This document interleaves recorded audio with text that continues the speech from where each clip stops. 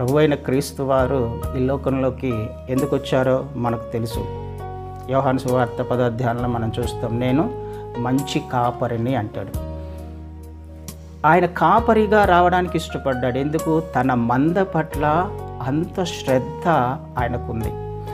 మంద కొరకు ప్రాణాన్ని అప్పగించడానికి ప్రభువైన క్రీస్తు వారు ఈ లోకంలోకి వచ్చారు కదండి. ప్రతి విషయాన్ని ఆయన దగ్గర ఉండి మన బాగోగులు చూసుకోవడానికి ఇష్టపడుతూ ఉన్నాడు. మనం వెళ్తున్న ప్రతి పరిస్థితులలో, ప్రతి సమస్యలో, ప్రతి వేదనలో, ప్రతి బాధలో దగ్గర ఉండి చూసుకోవడానికి ఇష్టపడుతున్నాడు. ఆయన విడిచిపెట్టడానికి రాలేదు. అపాయంలో మనల్ని విడిచిపెట్టడానికి రాలేదు. గొర్రెల కాపరులు అపాయంలో గొర్రెలను విడిచిపెట్టరు. సొంతమైన గొర్రెల కోసం తమ ప్రాణాన్ని ఇవ్వడానికి, లేకపోతే శత్రువుని ఎదిరించడానికి కూడా ఏ విధంగా సిద్ధపడతారో ప్రభువైన క్రీస్తు వారు కూడా మన పట్ల అంతకంటే ఎక్కువ బాధ్యతను కలిగి ఉన్నాడు. తన మందను కాయడానికి ఆయన ఎంతో ఇష్టపడుతున్నాడు. వాటికి ఏ అపాయము కలగకుండా జాగ్రత్తగా ఉండడానికి ఎంతో ఇష్టపడుతున్నాడు. గొర్రెల కాపరులు చేస్తున్న అద్భుతమైన పని, అక్కడ వాళ్ళని సిద్ధపరుస్తున్నారు దేవుని బలి కొరకు.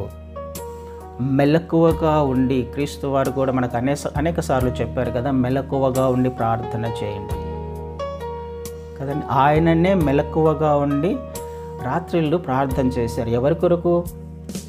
తన ఫ్లాక్ కొరకు, తన మంద కొరకే కదా. తన గొర్రెల కొరకు ఆయన రాత్రంతా మెలకువగా ఉండి ప్రార్థన చేసేవాడు. ఉదయాన అనేక అద్భుతాలు జరిగేవి. ప్రార్థన చేసుకుని మరుసటి రోజు ఉదయాన ఎంతోమందిని ఆయన స్వస్థపరిచినట్టుగా మనం చూస్తూ ఉన్నాం. ఎంతోమంది బాగోగులు చూసినట్టుగా మనం చూస్తున్నాం. ఎంతోమంది ఆకలి తీర్చినట్టుగా మనం చూస్తూ ఉన్నాం. స్వస్థతలు, దయ్యాలు వెళ్ళగొట్టబడి అనేక మందిని ఆయన దగ్గరుండి ఎంతో జాగ్రత్తగా చూసినట్టుగా మనకు అర్థమవుతుంది కదండి.